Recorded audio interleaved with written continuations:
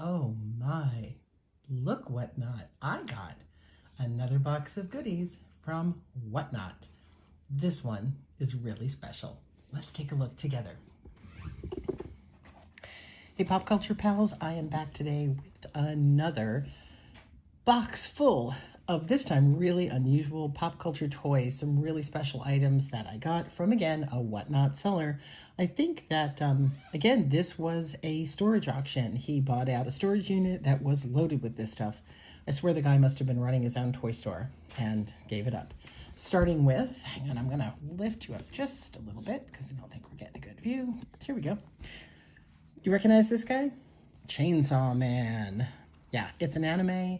Again, crazy. He's got chainsaw on his head. He's got chainsaw hands. He's a plush toy. Sadly, he is missing his tag, which would help me date him and know, but he's still pretty cool. And again, should be certainly a $15 or more item. And sorry, I'm having a little trouble getting you guys in a view where you can see him good. Chainsaw Man. So he kind of goes along really well if you watch my last video. I think it was my last video with Facehugger and Chainsaw Massacre Leatherface. Oh my gosh. I need a video of Chainsaw Man and Leatherface together. I'm going to work on that. Next up is this. Sorry, I'm a little frustrated with the view today. I'm not sure why I can't quite get you lined up. I'm in a different spot and it isn't lining up as well. Anyway, enough complaining. So I got these set of Hunchback of Notre Dame collectibles from Disney. This is a pretty collected movie because I don't think they made as many, they didn't make as much merch for it as they did for other movies. It is a little bit unusual for Disney. You know, it's a little bit one of their darker films, super soundtrack, really great visually. It's a nice piece. These little figures, though, actually are quite plentiful and don't sell for as much as you might think, even in their package. Oh gosh, I just noticed that this one is damaged too. And I don't think it was damaged when I bought it, but that's another little WhatNot issue that we'll discuss when I make that video about WhatNot. Anyway, I bought them particularly because he did have both sets. Individually, they don't sell for all that much, but when you get them together, somebody can buy them whole set complete. It does a little better. And here's everything that goes in the set.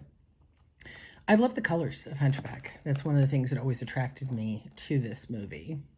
And plus, it was an era when I used to go to Disney more often, so they had a lot of Hunchback stuff happening in the French Quarter. So I don't know, kind of attached to this film. But I do like prepackaged PVC figures. Aren't always worth it. Do your homework before you invest much in them. But in general, especially if you see Hunchback items, yeah, take a look because they can be worth the bucks. I got a couple of Funkos that are going in my personal collection. This one is going to be mine. This is Elvira. It is an Entertainment Earth exclusive 40-year packaging pop icons, and she is a glow-in-the-dark, or well, black light glow. I don't think it's glow-in-the-dark, but it is black light Elvira. I have another Elvira pop in, I think, the red sparkly dress. I always wanted the one of her laying out on the couch. I never got that. One day I'm going to pick that one up. What she got in her hand there? I can't tell. Anyway, she is probably going to come out of the box. I don't know. I normally am an out-of-the-box Funko person, but the box on this one is so great. This is the only thing that annoys me, but of course, that's part of what makes it special. She is darn cool, but I do want to take her out of the box. What does she have in her hand? What is it, a frog? Dragon head? I don't know, but fun. The other Funko I got came from the same line, sort of. This is the Janis Joplin Blacklight. This one was a Funko exclusive. These can be a little harder to find because they're ones that you had to buy on the Funko site or at the Funko official store. I grabbed this one because my family, my husband and son, are very musically inclined. We have a large record collection, cassette collection, 8-track collection, reel-to-reel collection. If they put music out on it, other than like paper piano rolls, it's in our house. And we do collect occasionally some of the pops from this line. I think we've got a Freddie Mercury, a Jimi Hendrix, maybe an Amy Winehouse. This one I especially loved because, again, Janice is a little bit more my era. And the blacklight, though, is what really got me. It's such a great use of the blacklight concept for a Funko Pop. And look at this art. Is that amazing? This is one of the things that Funko does best. They could put everything in a generic box, but they really theme out beautifully their box art on all sides. Pop rocks. Pop rocks. They really do. Even look, even the font here is different. Look at that, and then look at the header on the Elvira. Completely different. Really similar in coloration on the boxes. You know, the same peak over the eyes at the top, but otherwise, this feels like Janis Joplin. This feels like Elvira. So cool. This is a Funko item that actually doesn't have much value at all. I didn't buy this specifically. It came with something else that I did want to buy. I think this other figure that I'm about to show you. It is a pop pin, and it's Venomized Thor. So those of you who are Marvel fans probably know, but for the rest of you, they did this whole era of taking all of the Marvel characters and crossing them with Venom, the character, to venomize them for regular Funko Pops, pins, t-shirts, you name it. So these are giant pins, which I don't know, no one ever used it as a pin. I don't know why they bother making them as a pin. They're almost like a big sort of a metal, as in like a medallion. Most people, I'm sure, just keep them in the box. Here's the different ones that came. So it looks like Venomized Loki, Carnage, and Corrupted Venom. There's a lot of these listed, not just of this one, but of this line in general. It might be a $10 item. Who knows? If I hung on to it one day, it might go more. One of those items, honestly, might not even be worth listing. It might just get redonated. What I wanted was this item. So I have a theme this week. I have an unintentional theme this week of chainsaw and alien. So I have my alien face hugger, and I have my chainsaw man. And then this, that's interesting. I just realized that piece is loose. So this is Alien versus Predator. I thought that it was a kid robot. It doesn't look like it is, but it certainly looks like one. Maybe it's a Funko toy. So what's weird about this, I got to go dig in my stash. I have a smaller version of this guy, I think without this piece. So this, I'm assuming, is from the Alien versus Predator movie. So I have a smaller alien that was a blind box from Kid Robot. I do love blind boxes. Or maybe it wasn't. I don't know why I keep saying it's Kid Robot. Maybe not. Was trying to get some Kid Robot stuff this week. I really love their brand. Look at his teeth. He is really cool. Ooh, look at his arms move too. Oh, now he can't go. So what I think I'm going to do is the smaller alien I have that hasn't sold, I'm probably going to pull it down and then box it up with this one and make a nice combination of items. I think I might even have a Loot Crate pin that went with those too. I did get a lot of Loot Crate this week. So yeah, again, I don't know if he has much value, but he was really cool and I couldn't leave him behind, so I got him too. I will say, I will explain this better. I'm probably going to do that video at some point. Part of the reason, sometimes I buy things that seem a little weird because they are a deal in the sense that once I've paid for shipping, so this particular seller was one of these combined shipping types. After I bought the Hunchback items, and I think one of the pops, I had paid in my $8 shipping. After that, shipping on everything was free. So everything I bought from him was $5 and some tax. So there was no additional shipping costs over that. So basically I got the Janis Joplin pop for like $5. I think I might have paid a little more because I think somebody bid. It is an auction, so somebody did overbid me on that. Nobody overbid me on Chainsaw Man. I paid $5 and I think he came with something else. And then I paid $5 on some of these shirts. Again, I think I got them in a bundle, not individually. So this one is Technicians. And here's the tag. It's Wild Style. I did look this up at the time, although I don't recognize it. He does have a record in his hand, a microphone. I'm assuming it's a band. I did look it up at the time, and it did have some value. This guy had in this box a bunch of more lesser known bands, and excuse me if you're a fan of Technicians or you are from the Technicians, I'm not saying you have less value. I'm saying you have more value because your shirts are not that common. But Wild Style is also a big brand, so I'm not sure, but there was something about this one that was worth it, and I got it. This one, excuse me while I work this out here. Let's see what's the best way to get you to see what this is. So this is Terrible Ritual.